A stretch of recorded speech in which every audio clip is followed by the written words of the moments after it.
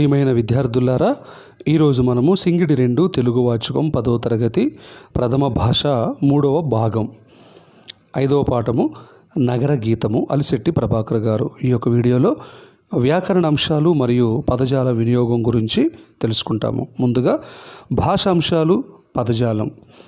కింది పదాలకు అర్థాలు రాయండి. చూడండి, 1 నగారా. నగారా అనే మాటకు పెద్ద శబ్దం అంటే భేరీ అని అర్థము. 2 సందడి, జనసమూహము అంటే ధ్వని. 3 ఘోష, ఉరుము, పెద్ద శబ్దం. పఠనీయ గ్రంథం, చదవదగిన పుస్తకం. కింది పదాలను పర్యాయ పదాలు రాసి వాటితో వాక్యాలను రాయండి. 1 నరుడు. నరుడు అనే దానికి పర్యాయ పదాలు మానవుడు, మనిషి. దాన్ని వాక్యంగా మారిస్తే, నరుడు తలుచుకుంటే ఎటువంటి మానవుడైనా మంచి మనిషిగా మారతాడు. 2 అరణ్యము.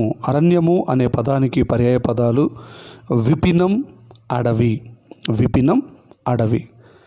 అరణ్యంలో తిరిగే విపిన జంతువులే నిజానికి అడవిని నాశనం కాకుండా కాపాడుతూ ఉంటాయి.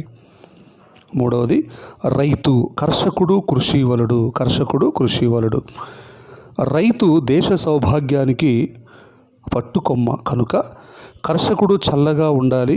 ప్రభుత్వం కృషివలుడు సహాయం చేయాలి. పువ్వు, కుసుమం, పుష్పం. గులాబీ పువ్వు ఇస్తానని పిలిచి దోసెడు కుసుమాలు రాధ నాకు ఇచ్చింది. ఆ పుష్పాలన్నీ మనోహరంగా ఉన్నాయి. తర్వాత మరణం అంటే చావు, మృత్యువు. మరణం ఎవరికైనా తప్పదు, కానీ చావును కోరి ఎవరు మృత్యువును ఆహ్వానించరు. తర్వాత వాంఛ. వాంఛ అనే దానికి కోరిక, అభిలాష. వాంఛలు అందరికీ ఉంటాయి, కానీ ఆ కోరికలు తీర్చుకునే మార్గాలపై వారు అభిలాష పెంచుకోవాలి. తర్వాత వృక్షము. దానికి చెట్టు, తరువు. చెట్టు, తరువు. వృక్షాలు మనిషిని రక్షిస్తాయి కాబట్టి చెట్లు పాతండి, అవి పెద్ద తరువులు అవుతాయి. పల్లె. గ్రామం, జనపదం. పల్లెలే దేశానికి పట్టుకొమ్మలు. గ్రామ స్వరాజ్యం కోసం గాంధీజీ కలలు కన్నాడు. జనపదాలను ఏరికూర్చాడు. తర్వాత అలంకారాలు. కింది కవితా భాగాల్లోని అలంకారాన్ని గుర్తించండి. నగారా మోగిందా, నయాగార దుమికిందా. నగారా మోగిందా, నయాగార దుమికిందా. మరి పైన ఉన్నటువంటి పంతుల్లో అంత్యానుప్రాస అనే శబ్దాలంకారం ఉంది. పై 2 పదాల చివర బిందుపూర్వకమైన ద అనే హల్లు ఆవృత్తి అయ్యింది. అందువల్ల అంత్యానుప్రాస అలంకారం. పాదాంతంలో లేదా పంక్తి చివరలో ఒకే ఉచ్చారణతో ముగిసే పదాలు లేదా అక్షరాలు ఉండే దాన్ని అంత్యానుప్రాస అలంకారం అంటారు. అంత్యానుప్రాస అలంకారం అని అంటారు. పాదాంతంలో, పంక్తి చివరలో ఉచ్చారణతో ముగిసే పదాలు లేదా అక్షరాలు ఉండేదాన్నే అంత్యానుప్రాస అంటారు. మరికొన్ని ఉదాహరణలు చూడండి. కొందరికి 2 కాళ్ళు, రిక్షా వాళ్లకు 3 కాళ్ళు, ఉన్నవాళ్లకు 4 కాళ్ళు. ప్రతి పాదం చివర కాళ్ళు అనే పదం అనుప్రాసగా వచ్చింది. పాదం అనుప్రాసగా వచ్చింది కాబట్టి అంత్య అనుప్రాస అలంకారం అని అంటారు. తర్వాత ఇక్కడ మనకి 2 పద్యాలు ఉన్నాయి. చూడండి, ఈ కింది పద్యాలలోని అలంకారాన్ని గుర్తించండి. అడిగెదనని కడువడుజను, నడిగినదను మగుడ నుడుగడని నడయుడుగున్, వెడ చిడి ముడి తడబడ, నడిగిడదు జడిమ నడుగిడు నెడలన్. 2 రంగధరాతిభంగ ఖగరాజ తురంగ, విపత్సరం పరోత్తుంగ, తమః పతంగ, పరితోషితరంగ దయాంతరంగ, సత్సంగ ధరాత్మజా హృదయ సరసభృంగ, నిశాచరాబ్ధ మాతంగ శుభాంగ భద్రాగిరి, దాశరథి కరుణాపయోనిధి. మొదటి పద్యంలో వృత్యానుప్రాస అలంకారం అనేది ఉంది. ఏ విధంగా అంటే, ఆ పద్యంలో డ అనే అక్షరము అనే హల్లు అనేకసార్లు ఆవృత్తి అయ్యింది కాబట్టి అది వృత్తి అనుప్రాస అలంకారానికి సంబంధించింది. ఇక రెండవ పద్యంలో ప్రతి సమానమైనటువంటి పదం చివర బిందుపూర్వక గ అన్నటువంటి అక్షరము హల్లు తిరిగి వచ్చాయి.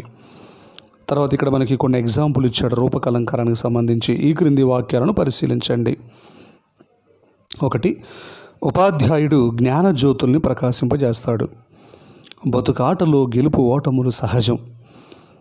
వానజాన చినుకు పూలను చల్లింది. నవ్వుల నావలో తుల్లుతూ పయనిస్తాము. పై వాక్యాలు గమనించారు కదా, మీకు ఏమర్థమైంది అంటే రూపక అలంకారం యొక్క లక్షణం చూద్దాం. ఫస్ట్ చూడండి, ఉపమేయానికి ఉపమానానికి భేదం ఉన్నా లేనట్లు చెబితే దానిని రూపక అలంకారము అంటారు. ఉపమేయానికి ఉపమానానికి భేదం ఉన్నా లేనట్లు చెబితే దానిని రూపక అలంకారము అని అంటారు. మొదటి వాక్యములో జ్ఞానమే జ్యోతిగా చెప్పబడింది. అందులో జ్ఞానం ఉపమేయం, జ్యోతి ఉపమానం, ఈ రెండింటికి భేదం లేనట్లు చెప్పబడింది కాబట్టి ఇట్లా భేదం లేనట్లు చెప్పడాన్నే రూపక అలంకారం అంటారు. 2 చూడండి, నగర అరణ్య హోరు నుండి జీవన ఘోష. నగర అరణ్య హోరు మానవుడి జీవన ఘోష. బతుకాటలో గెలుపు ఓటములు సహజం. మొదటి దాంట్లో నగరం ఉపమేయము, అరణ్యము అనేది ఉపమానం.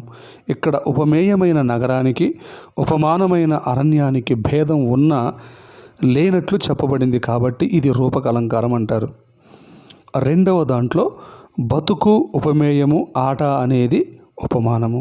ఇక్కడ ఉపమేయమైన బతుకుకు ఉపమానమైన ఆటకు భేదం ఉన్నా లేనట్లు చెప్పబడింది. అర్థమైంది కదా. మొదటి దాంట్లోనేమో ఉపమేయానికి ఉపమానానికి భేదం ఉన్నా లేనట్లు చెప్పబడింది కాబట్టి ఇది రూపక అలంకారం. రెండవ దాంట్లో కూడా బతుకు అనేది ఉపమేయము, ఆట అనేది ఉపమానము. ఉపమేయమైన బతుకుకు ఉపమానమైన ఆటకు భేదం ఉన్నా లేనట్లు చెప్పడం జరిగింది. 3వ ఉదాహరణ చూడండి, వానజాన చినుకు పూలను చల్లింది. ఇందులో చినుకులు అనేది ఉపమేయము, పూలు అనేది ఉపమానం. ఇక్కడ ఉపమేయమైన చినుకులకు ఉపమానమైన పూలకు భేదం ఉన్న డైరెక్ట్గా లేదు అన్నట్లుగా చెప్పబడింది. మరో ఉదాహరణ చూడండి,